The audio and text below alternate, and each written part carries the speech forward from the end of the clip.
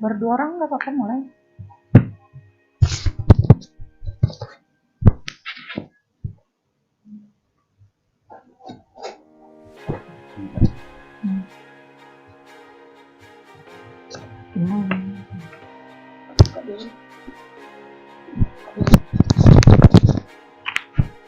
Selamat pagi. Assalamualaikum warahmatullahi wabarakatuh. Salam sejahtera. Apa kabar Bapak Ibu semuanya?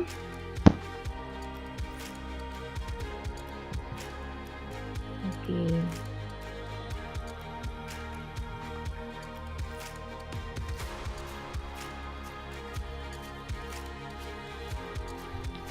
Nah, salam sehat semuanya. Puji syukur pada Tuhan kita sampai hari ini masih diberi kesehatan, masih diberi kesempatan, dan Bapak Ibu masih diberikan kesempatan untuk berusaha sehingga bisa melakukan aktivitas kita sehari-hari. Baiklah Bapak Ibu semuanya, kita pagi ini akan apa sih yang kita bicarakan pagi ini? Saya dengan Lisna Sari Purba, panggilannya biasanya dengan Lisna, AR akun representatif dari ekstensifikasi dan penyuluhan. Saya bersama dengan rekan saya dengan Halo, saya Pak Yohibul Mutakin. Saya akun representatif dari Seksi Ekstensifikasi dan Penyuluhan KPP Pratama Tangerang Barat. ya. Sekarang kita untuk lebih jelasnya, boleh saya tahu ini kira-kira sudah berapa orang ya yang joinnya? 3. Oke, yang 3. Apa kita nunggu dulu apa kita langsung?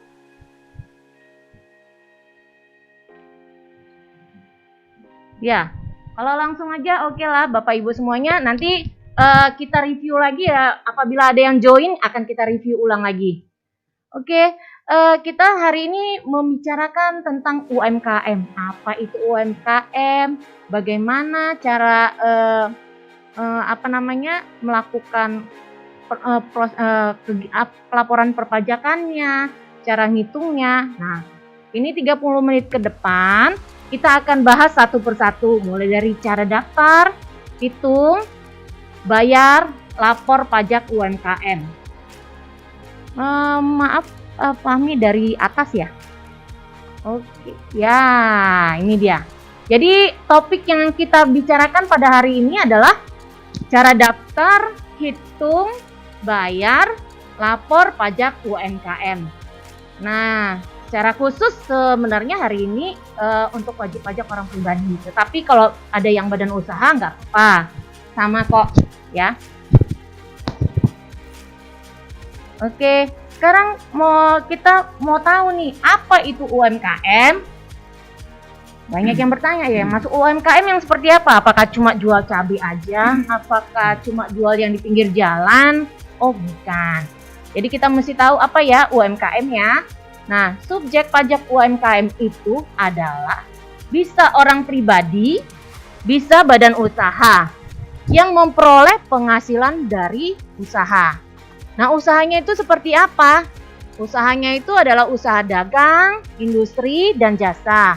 Misalnya toko, kios, los kelontong, terus pakaian, elektronik, bengkel, penjahit, warung atau rumah makan, salon, dan usaha lainnya. Baik saat ini banyak yang dilakukan secara online maupun secara offline. Nah, dari usaha ini Bapak Ibu memperoleh penghasilan. Nah, penghasilan yang mana yang kita perlihatkan? Itu adalah dari peredaran bruto. Omset setahun yang tidak melebihi 4,8 miliar. Jadi kalau misalnya omsetnya 4,6 miliar pun itu masih merupakan UMKM. Nah, omsetnya itu dari mana aja? Itu dari omset total dari seluruh gerai. Jadi bukan dari satu tempat aja. Dari seluruh gerai, outlet, akun all-shop, baik pusat ataupun cabang. Nah, sekarang kita mau tahu peredaran bruto tertentu itu seperti apa ya? Ya, next. Nah, peredaran bruto itu merupakan jumlah peredaran bruto dalam 1 tahun dari tahun pajak terakhir. Jadi apabila Bapak Ibu yang sudah memiliki NPWP dari sebelumnya, berarti yang dilihat peredaran brutonya itu adalah peredaran bruto yang tahun 2019. Nah, kita lihat peredaran bruto yang tahun 2019 itu berapa nilainya. Nah, itu termasuk dengan peredaran bruto dari misalnya punya cabang gitu. Jadi banyak itu yang jualan-jualan kerupuk, yang online, ada yang di mall-mall juga. Jadi bukan hanya di satu mall, misalnya di Lipo Karawaci, bukan. Mungkin dia buka gerai di Lipo Mall, di Taman Anggrek. Nah, semuanya omset dari secara keseluruhannya digabung, itulah menjadi peredaran bruto. Nah, sekarang dalam WP orang pribadi suami istri yang menghendaki perjanjian pemisahan harta dan penghasilan secara tertulis, atau istrinya menghendaki memilih untuk menjalankan hak dan kewajiban perpajakannya sendiri. Nah, peredaran bruto tertentu itu ditentukan berdasarkan penggabungan peredaran bruto usaha dari suami dan istri. Misalnya, suami dan istri memiliki NPWP sendiri, memiliki usaha sendiri, dan memiliki pemisahan harta pemisahan sendiri penghasilannya, dan tidak mau digabungkan. Nah, di sini di SPT-nya nanti ada namanya rekap, ada itu formnya ya Pak II ya, di rekap PHMT. Nah, tuh. Nah, itu pencatatannya secara sendiri dan pelaporannya, tapi nanti bisa digabung ya. Nah, tapi perlu diketahui Bapak Ibu, yang bukan menjadi objek pajak UMKM itu penghasilan dari sehubungan dengan pekerjaan bebas seperti dokter, pengacara, akuntan, notaris, PPAT, arsitek, pemain musik, dan pembawa acara dan lain-lainnya itu bukan merupakan objek pajak UMKM. Jadi kalau pekerjaannya seperti itu beda sendiri nanti perhitungannya. Dan yang kedua adalah penghasilan dari luar negeri. Dan kemudian penghasilan yang dikenakan dengan PPh final. Misalnya, Bapak Ibu mempunyai usaha untuk menyewakan rumah juga. Terus jasa konstruksi, PPh usaha migas dan lainnya diaturkan berdasarkan PP, itu dikenakan PPh final ya. Nilainya pun tarifnya berbeda dengan UMKM. Nah, penghasilan yang kemudian penghasilan yang dikecualikan sebagai objek pajak, misalnya bantuan, sumbangan, warisan, harta hibahan. Nah, itu semuanya diatur di dalam undang-undang. Ini dikecualikan dari objek pajak UMKM. Next. Nah, sekarang kenapa sih UMKM itu dikenakan pajak? Padahal kan penghasilannya sedikit, kecil gitu ya. Walaupun kecil itu bisa menjadi besar. Kenapa UMKM di Indonesia dikenakan pajak? Karena UMKM itu kontribusinya itu adalah, boleh kita lihat di tabel ini, unit usaha UMKM itu kontribusinya terhadap negara itu 99,9% dari total unit usaha. Nah, kita walaupun kecil, ternyata dia mempunyai kontribusi yang terbesar buat Indonesia. Jadi berarti dari gambar ini kita bisa lihat hanya 0,01% yang di luar UMKM. Besar juga ya. Dan dari usaha UMKM itu menampung tenaga kerja sampai 97% dari total tenaga kerjanya. Nah, karena kondisi UMKM ini, makanya kenapa UMKM dikenakan pajak. Nah, kondisi UMKM di Indonesia ini bisa kita lihat juga menyumbang dalam produk domestik brutonya itu 61,7% dari PDB. Nah, kurang lebih dari, kalau di 8 triliun 952 dari 14 triliun. Nah, itu PDB Indonesia. Ini dari data BPS 2018. Kontribusi yang menggerakkan perekonomian Indonesia ini itu banyak kan, benar-benar itu banyak lebih besar dari UMKM.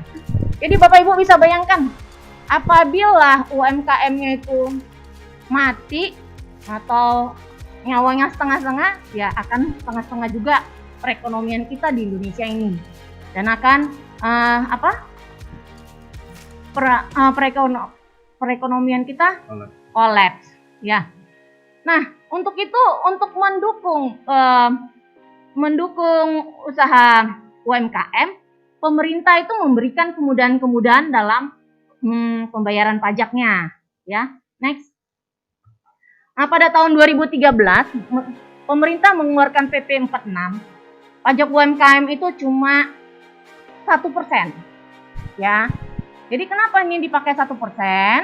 Jadi UMKM itu cukup mencatat semua kegiatannya, semua penjualannya, cuma mencatat dan tidak perlu menghitung berapa labanya, berapa biayanya, nggak perlu, hanya penjualannya, dari penjualannya, dan cuma pajaknya itu 1%. Kemudian ini pun masih banyak protes kayaknya ya. Dan untuk membangkitkan UMKM lagi, pemerintah memperbarui PP 46 menjadi PP 23 pada tahun 2018, sehingga besarannya dari 1% turun menjadi 0,5%. Luar biasa ya pemerintah ya. Pemerintah ini memang benar-benar mendukung UMKM. Karena dengan UMKM ini memang benar-benar menjadi support banget untuk perekonomian kita ya Pak ya. Oke, kita lanjutkan. Nah, kenapa PP 23 2018 itu dikeluarkan? Nah, untuk apa? Nah, itu untuk mendorong peran serta masyarakat dalam kegiatan ekonomi formal. Nah, kemudian kemudahan dalam melaksanakan kewajiban perpajakan. Banyak para pelaku UMKM itu banyak ya yang nggak bisa membuat laporan keuangan, dan hanya gara-gara itu mereka mempersulit mereka, sehingga mereka tidak melakukan kegiatan kewajiban perpajakannya gitu. Karena itu menurut mereka hanya membuang waktu dan membuat mereka sulit dan harus belajar lagi. Nah, untuk itu dibuatlah kemudahan seperti ini. Para pelaku UMKM cukup mencatat semua penjualannya per bulan, dan kemudian nanti langsung dihitung menjadi 0,5% semenjak tahun 2018. Terus kemudian memberi kesempatan berkontribusi bagi negara. Dengan membayar PPh final atas UMKM itu, para pelaku UMKM memberi kesempatan berkontribusi bagi negara. Terus kemudian pengetahuan tentang manfaat pajak bagi masyarakat jadi meningkat gitu ya. Nah, kemudian setelah untuk melakukan kewajiban perpajakannya, bagaimana caranya? Gitu. Caranya pertama kali daftar NPWP UMKM. Daftar UMKM ini perlu PTK atau badan usaha PT atau CV. Oh tidak, atas nama orang pribadi pun bisa. Jadi nggak perlu lagi mengeluarkan biaya notaris apa gitu, tidak. Nama orang pribadi juga bisa. Kemudian itu gimana cara daftarnya? Nah, sekarang kalau daftar pajak, next di irek.pajak.go.id. irek.pajak.go.id. Ini kalau sudah daftar ya Pak ya? Kalau irek. Kalau begitu masuk kan bikin akun baru. Oh, bikin akun baru ya? Oke, bikin akun baru di irek. Oke. Nah, syarat pendaftaran NPWP hanya cukup melampirkan KTP, kartu keluarga, alamat email, dan nomor ponsel. Kemudian setelah itu di dalam IREK itu ada pemilihan pemenuhan kewajiban tarif PPh final. Dicentangkan aja dikenai pajak penghasilan sesuai ketentuan peraturan pemerintah nomor 23 tahun 2018 sebesar 0,5%. Baru kemudian klik simpan. Next. Nah, setelah mendapat IREK itu, kemudian sekarang sih lewat email ya, dikirim lewat email ya. Ya, sekarang dikirim lewat email sesuai dengan domisili Bapak Ibu sekalian. Kalau seperti kami di KPP Pratama Tangerang Barat, ini kami terdiri dari 6 kecamatan. 6 kecamatan dan beberapa kecamatan yang masuk di dalam KPP Tangerang Barat adalah Cibodas, Karawaci, Benda, Priuk, Neglasari, Uung Jaya, Jati Uung.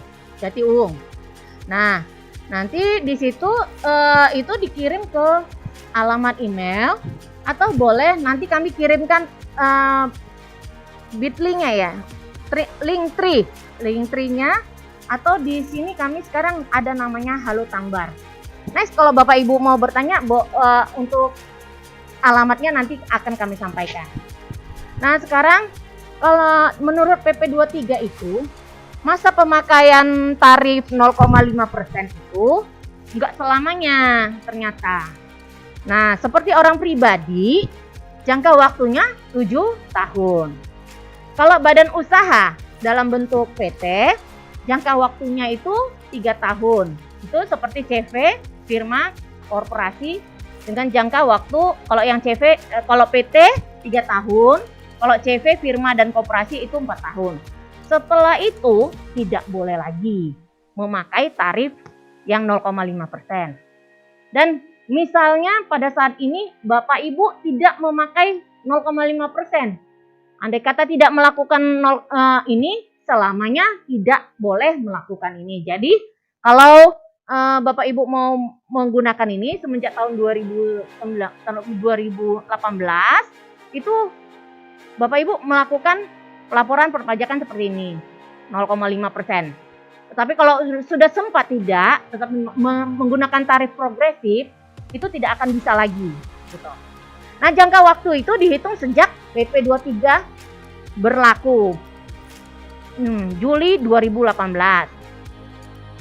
Terus WP baru tahun pajak terdaftar. Jadi misalnya WP yang baru terdaftar tahun ini 2020.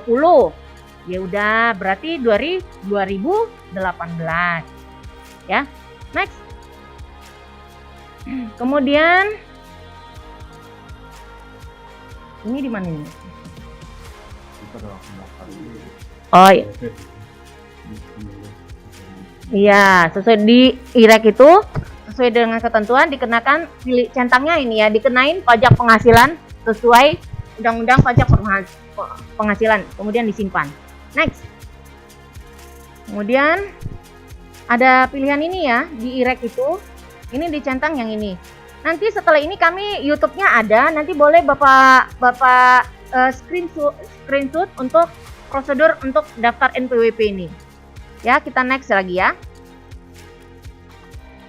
Sekarang ternyata daftar NPWP itu bisa langsung. Jadi andai kata Bapak Ibu belum membuka rekening, otomatis ternyata di bank melalui aplikasi IREK itu sudah bisa langsung daftar dari Bank Mandiri, Bank BTN, Bank BNI, Bank BRI melalui aplikasi e-registrasi itu juga. Dan kemudian apabila Bapak Ibu sudah mempunyai NPWP, ya cuma tinggal divalidasi NPWP-nya antara DJP dan Himbara. Ya. Nah, sekarang yang cara hitungnya. Cara hitungnya kayaknya Bapak II akan menjelaskan lebih lengkap ya. Baik, terima kasih Kak Lisna. Selamat siang Bapak Ibu wajib pajak UMKM sekalian yang kita banggakan. Tadi udah dijelaskan sama Kak Lisna mengenai tata cara lah ya, tata cara apa itu UMKM, kemudian aturan-aturan yang mengikat. Nah, sekarang di sini kita akan lanjut ke pilihan berikutnya, yaitu cara penghitungan pajak dari UMKM. Sebagaimana dijelaskan tadi bahwa pertama ketentuan mengenai pajak UMKM keluar yaitu PP 46 tahun 2013 itu tarifnya adalah 1%. Namun dengan mempertimbangkan perkembangan kondisi yang ada, pemerintah kemudian menurunkan lagi tarifnya menjadi 0,5% ya Kak ya. Nah, sebenarnya penghitungan pajak untuk UMKM ini sangat simpel sekali ya, sangat simpel, tidak perlu orang itu harus pintar atau mengetahui akuntansi atau pembukuan dan sebagainya, karena di sini hanya melakukan pencatatan saja. Jadi Bapak Ibu sekalian, cukup melakukan pencatatan setiap bulannya berapa omset yang diperoleh. Omset di sini berarti penjualan bruto ya Kak ya, penjualan bruto tidak dikurangi dengan biaya dulu. Nah, itu sudah dikaji sehingga tarifnya keluar 0,5% ini, jadi sudah diperhitungkan. Jadi setiap bulan Bapak Ibu sekalian ini mencatat seluruh penjualan yang dilakukan, kemudian untuk keperluan pembayaran pajaknya nanti dikalikan 0,5%. Jadi 0,5% dari omset. Nah ini PPh finalnya. Jadi 0,5% kali peredaran bruto. Nah, contohnya di sini misalnya ini untuk bulan Agustus 2020 Ibu Sari memperoleh omset 5 juta dari toko online. Nah, untuk menghitung PPh-nya atau pajaknya ya sudah tinggal dikalikan saja 0,5% kali peredaran bruto atau 0,5% kali 5 juta. Jadi pajak Bu Sari dalam bulan Agustus itu adalah sebesar 25.000 ya.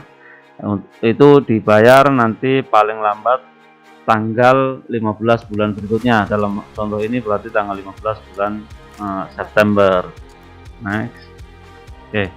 Nah, beda Bu ketika Ibu tidak terkondisi sebagai UMKM, maka tata cara hitungnya itu sesuai dengan ketentuan umum perpajakan yang berlaku, di mana tarifnya ini bertingkat ya, ada 4 lapisan tarif. PPh totangnya yaitu penghasilan kena pajak kali tarif pasal 17. Nah, tarif pasal 17 inilah yang bertingkat ya. Jadi lapisan pertama 5%. 5% itu untuk dikalikan dengan lapisan PKP 0 sampai 50 juta. Kemudian untuk lapisan yang keduanya yaitu lapisan 15% untuk lapisan PKP antara 50 juta sampai dengan 250 juta. Lapisan selanjutnya yaitu 25% untuk lapisan PKP 250 juta sampai dengan 500 juta. Dan lapisan yang tertinggi yaitu lapisan 30%, tarif 30% untuk lapisan PKP yang lebih dari 500 juta. Jadi berbeda ya tadi dengan UMKM yang sebelumnya sangat simpel, hanya 0,5% kali peredaran usaha. Namun ketika Bapak Ibu sekalian menggunakan cara hitung dengan ketentuan umum perpajakan, maka harus dicari dulu penghasilan kena pajaknya berapa, kemudian dikalikan dengan tarif pasal 17. Nah, setelah Bapak Ibu sekalian berhitung, tinggal bagaimana kita cara membayarnya.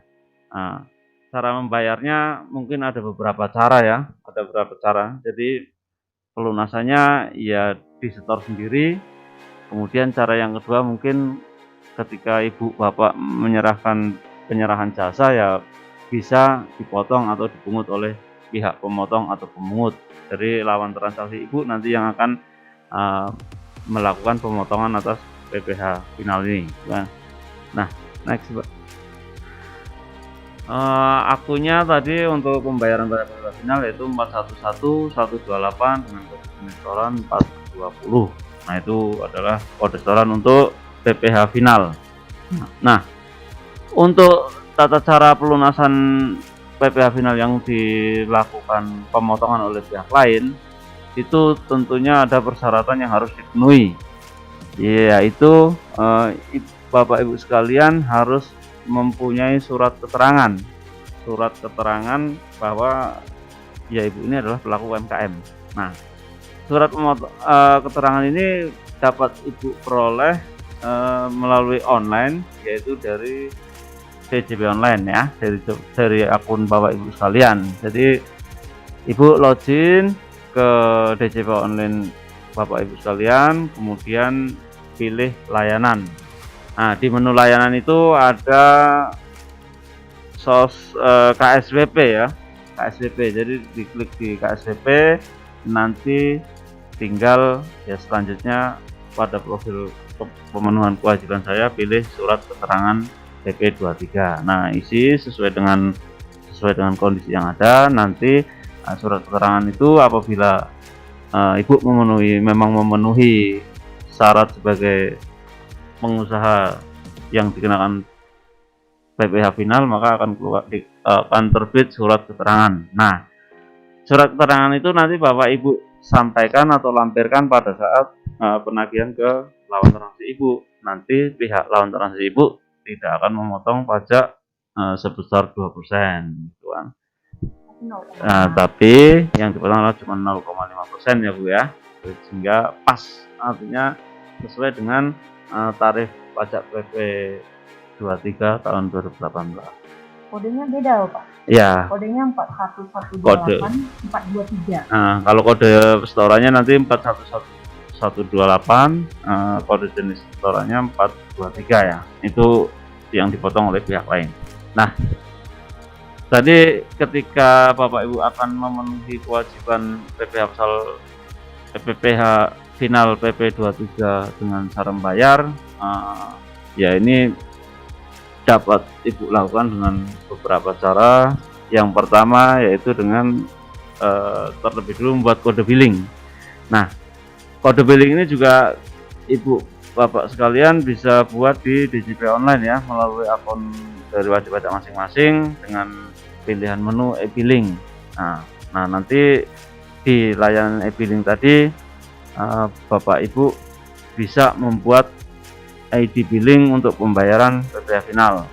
Atau kalau memang tidak seperti itu, ya Ibu boleh menghubungi kering pajak 1500-200 ataupun dengan internet banking ataupun dengan ATM. Jadi sangat praktis karena bayar pajaknya nanti Bapak Ibu kalau memang tidak bisa untuk membuat billing, nanti bisa ada beberapa bank yang bisa langsung dari ATM. Jadi tinggal memasukkan NPWP aja, masa pajaknya yang mana, kemudian bayarnya berapa, nanti tinggal di entry di situ gitu. Nanti struk tanda terima pembayaran Bapak Ibu juga akan dimasukkan. Next. Gitu kan? Nah, ini ada seperti yang saya sampaikan tadi, ini pembayaran langsung dengan ATM ya. Jadi Bapak Ibu nggak perlu ngantri, buang-buang waktu untuk membayar pajak, dengan ATM sendiri sudah bisa.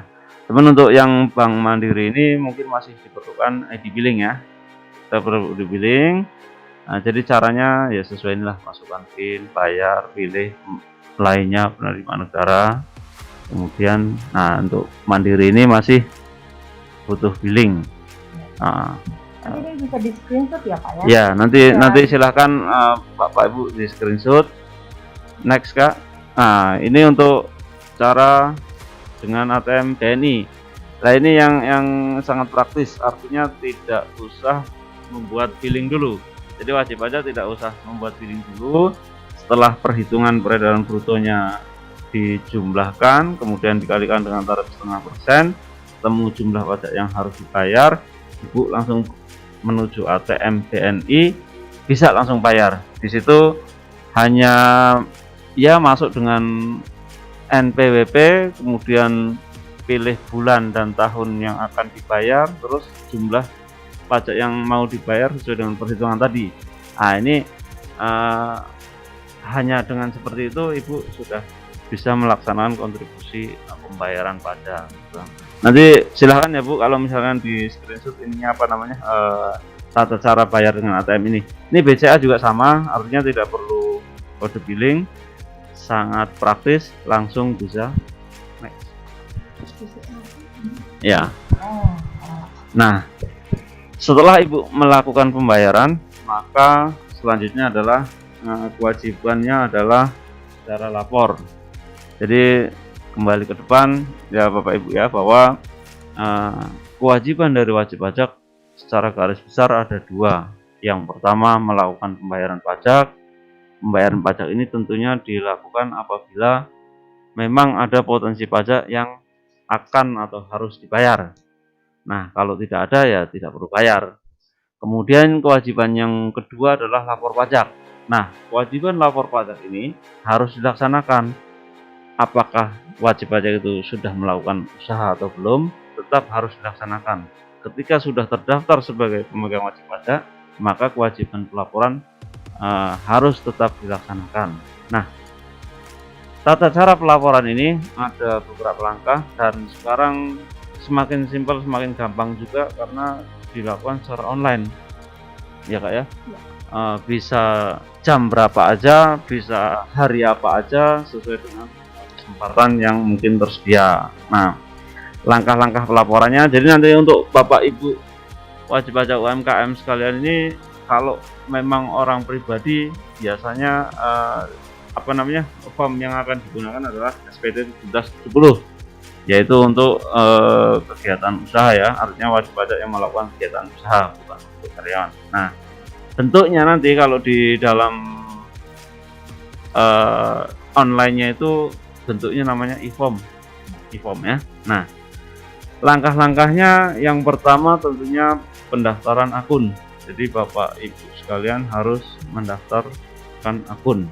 Kemudian daftar akun itu ya Evin ya, nanti bisa unduh formulirnya, isi, kirim formulir, fotokopi KTP, foto NPWP, foto memegang KTP NPWP, kirim ke email kantor pajak. Jadi kalau di Tangbar ya ke KPP Tangerang Barat kan.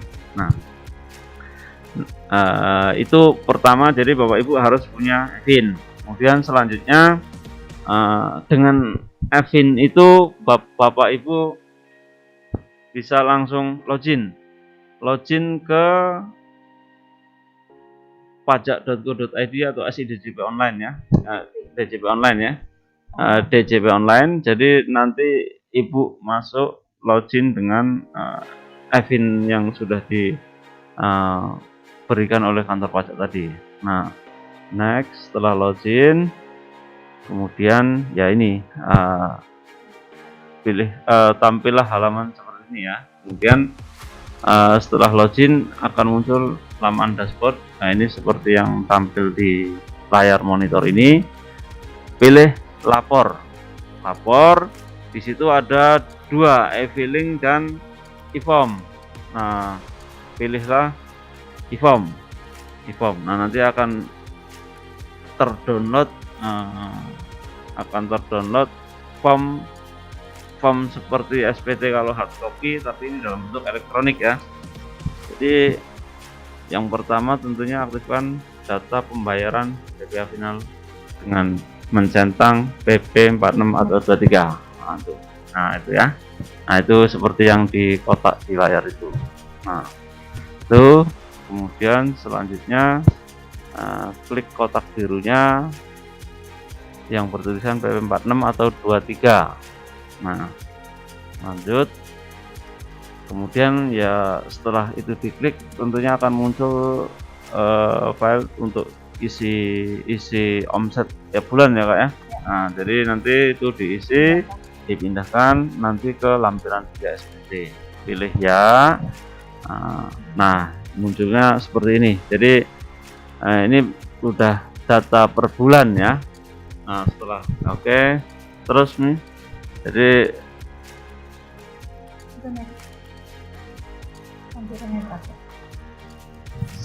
jadi setelah Bapak Ibu tadi sekalian mengisi peredaran bruto per bulan,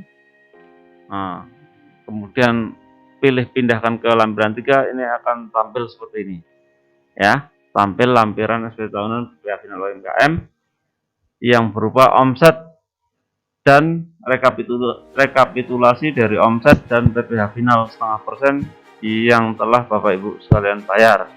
Nah, ini ada jumlah totalnya dan total PPh final juga. Nah, itu akan berpindah ke lampiran 3. Next, Mas.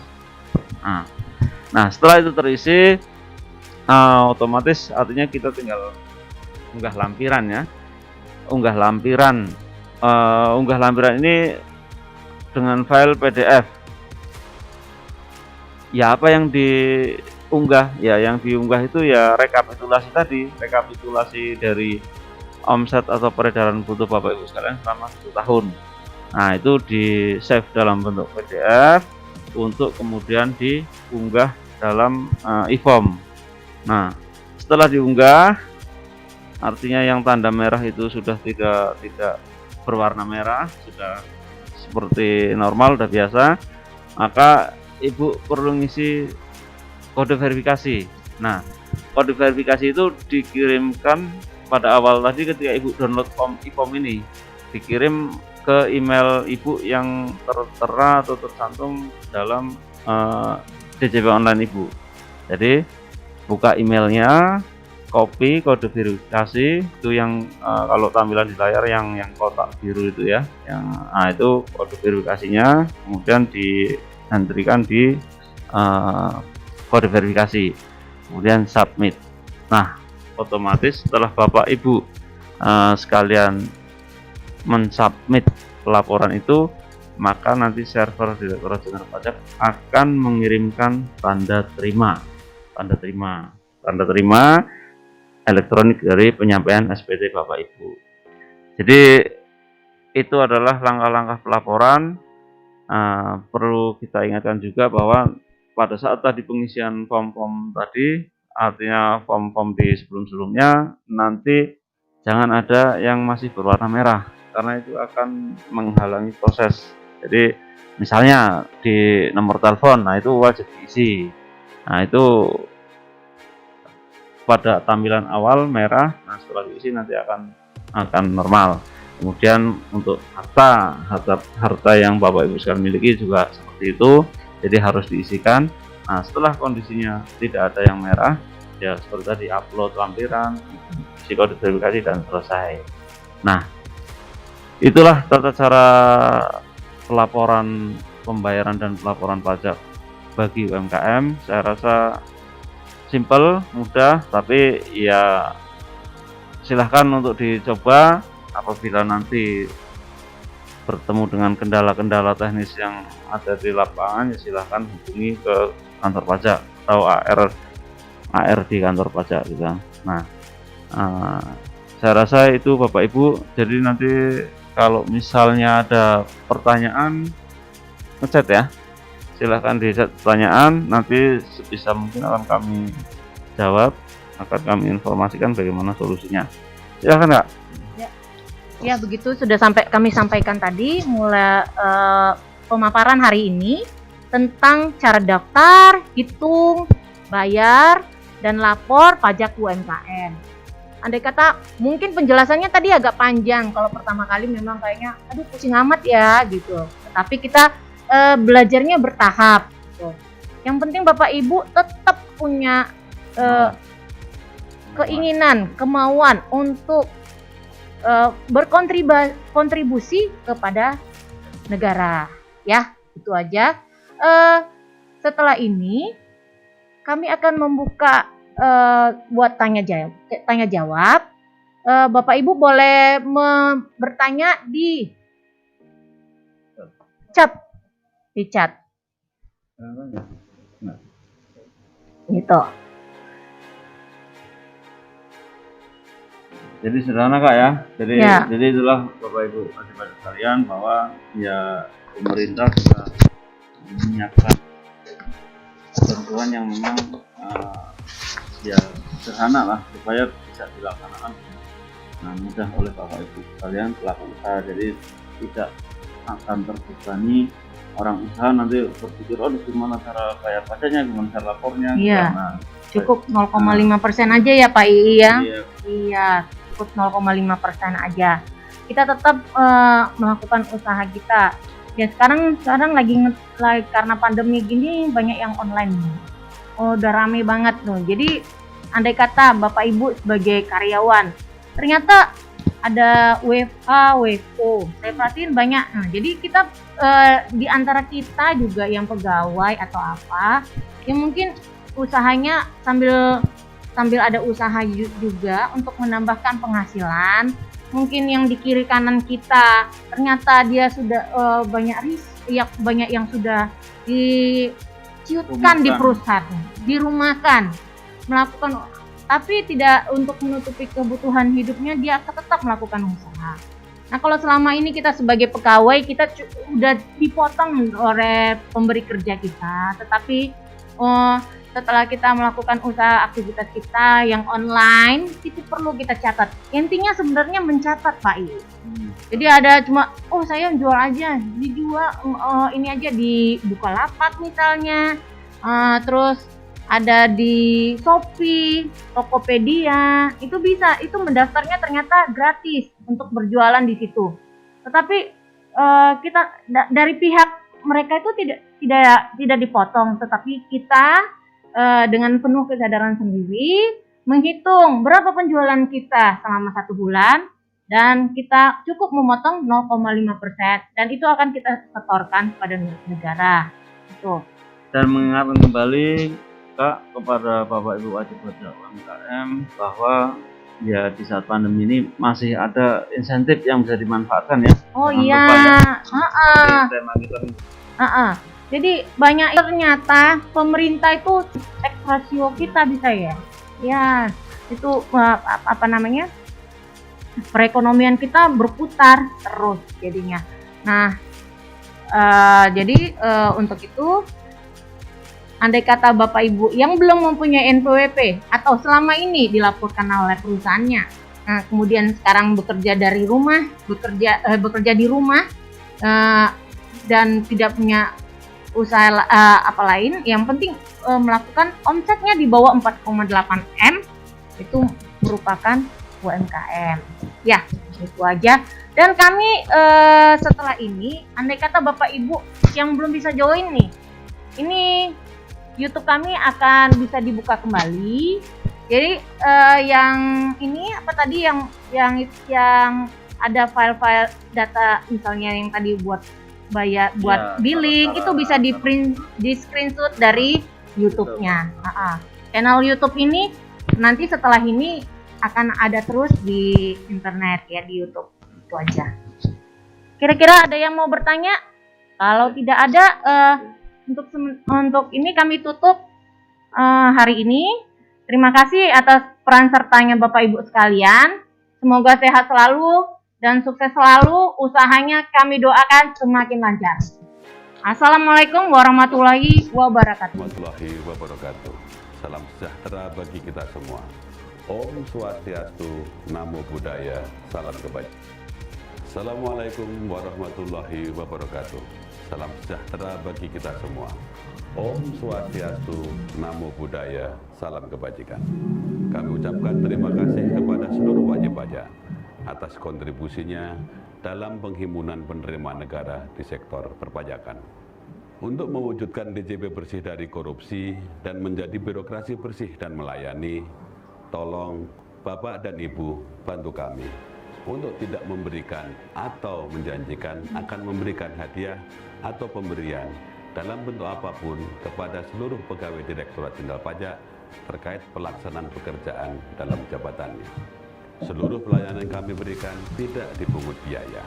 Apabila Bapak dan Ibu menemukan pegawai Direktorat Jenderal Pajak yang masih meminta atau menerima barang, uang, fasilitas, atau apapun dari wajib pajak, agar segera melaporkannya melalui saluran pengaduan resmi Direktorat Jenderal Pajak, Kering Pajak 1500-200.